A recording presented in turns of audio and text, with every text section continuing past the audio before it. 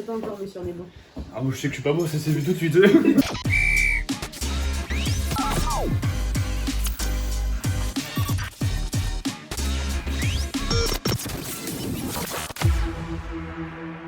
Bon et bonjour à tous les deux. Bonjour. Bonjour. Et pour commencer, bonne année 2022. Qu'est-ce qu'on peut vous souhaiter? Ouais, la réussite, hein. La réussite, une bonne saison, et peut-être les qualifications pour jouer les phases finales.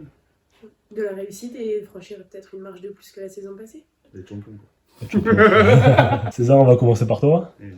Tu m'as dit que tu allais très bien. Ouais, je suis très bien. Qu'est-ce que ça fait de passer sur un de ces fauteuils juste après des grandes pointures? Doro Bedin, Mathieu Vachon, Benoît Pifero et j'en passe. Ça fait plaisir, quoi. Ça fait genre que je suis ancien. C'est plutôt pas mal. Et toi Kenza, du coup, tu es la deuxième du BRF à passer ici.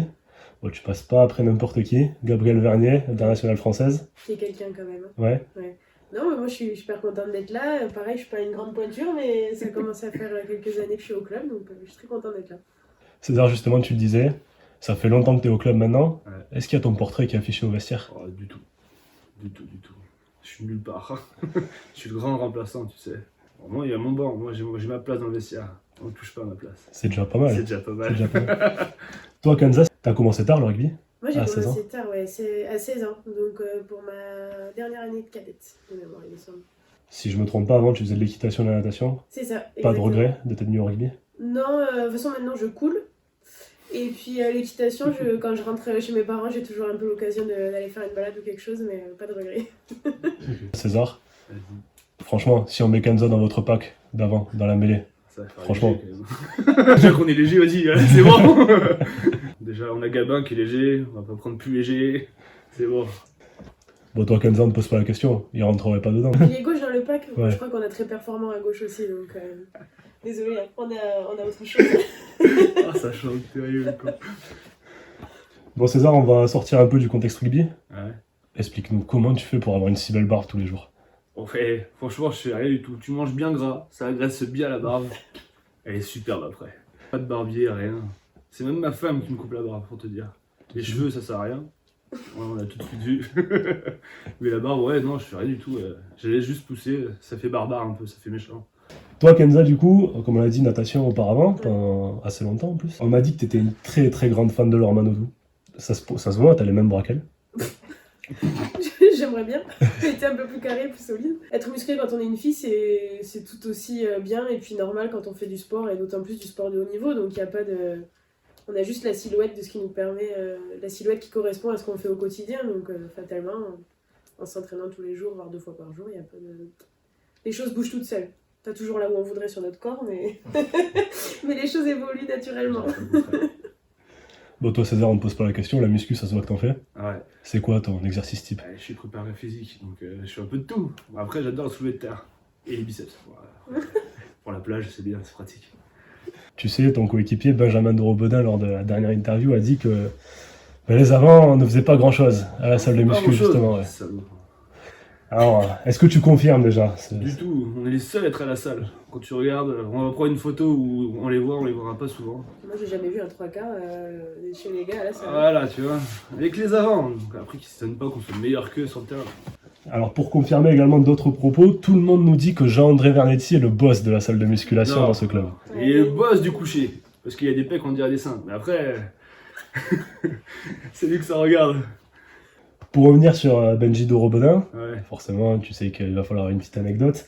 Juste avant, est-ce que tu peux confirmer, lui-même nous a dit qu'il n'allait pas souvent à la salle de muscu, mais est-ce que tu peux me confirmer qu'il soulève plus souvent des pintes de bière que de la fonte? Ouais, surtout quand il y a le maillot d'Australie. C'est le roi du monde. Pas sur le terrain, hein. Dans un bar, quand il y a le maillot d'Australie, faut pas l'emmerder. Toi, Kenza, Gabriel nous a donc dit qu'au BRF, ça festoyait fort, notamment après les matchs. Est-ce que tu confirmes? Ben moi je fais pas partie des fêtardes, mais je suis toujours une des premières à partir, mais j'ai les échos des suites de soirée et en effet ça festoie très bien. On va passer maintenant à la petite anecdote, la classique. J'en ai pas les anecdotes. Justement, j'ai demandé à Kenza de commencer. Voilà, merci. Gabi, j'ai eu la chance de vivre en coloc avec elle. Et Gabi est quelqu'un d'un peu éparpigné, comme toutes les tronches qu'on connaît, un peu artiste, ingénieur, etc.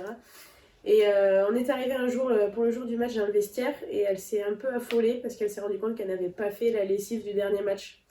Donc en fait son short chaussette était resté, je crois qu'on était pas loin d'un match d'hiver en plus, donc était resté en tant que tel dans l'état de fin de match. Et voilà, donc elle a débuté le match avec ce short encartonné de terre. Je lui demande à chaque fois si elle a bien son short de propre avant de débuter le match. Du coup, sur Benji, à part se bourrer la gueule et revenir blessé, c'est tout ce qu'il peut. Kenza, juste, est-ce que tu veux aussi envoyer une petite pique et un petit message à Coco Lindelof, du coup, qui sera la prochaine à passer? Tu sais qu'elle va forcément donner une anecdote sur toi. Attends, sur Coco. Coco, ça fait quelques semaines qu'elle devait passer dans la 3e mi-temps. Je lui ai piqué sa place parce que Coco est un peu une biche et elle a été voir une esthéticienne pour mettre du henné dans ses cils, pour avoir un regard de braise. Et elle a fait une petite réaction allergique, c'est pourquoi elle n'a pas été présentable pendant quelques semaines et elle n'a pas pu répondre présente à cette interview. Putain, je réfléchis, je t'en trouve d'autres quand même. Oh, c'est bon, c'est Ah, trop bah, bien. C'est bien. T'as voulu la franchement. tuer. Oh la vache. Est-ce que tous les deux, vous avez un petit mot pour les fans, pour les supporters? Bah, venir remplir le stade, c'est très agréable de sentir le public et d'entendre Blagnac crier quand on joue. Ça permet de nous pousser dans les dernières minutes. Surtout qu'on gagne les matchs maintenant à la dernière minute, donc ce serait bien qu'il soit là, quoi. Bon, rien de plus à rajouter, venez au stade, ça nous fait chaud au cœur et ça donne du sens à tout ce qu'on fait ici. Donc on a hâte de pouvoir voir les tribunes pleines. Ok, ben la classique pour mettre fin à cette interview. Vous pouvez faire un très beau clap de fin devant l'une des caméras au choix, même celle-ci si vous voulez. On va là-bas. Ouais, on va là-bas.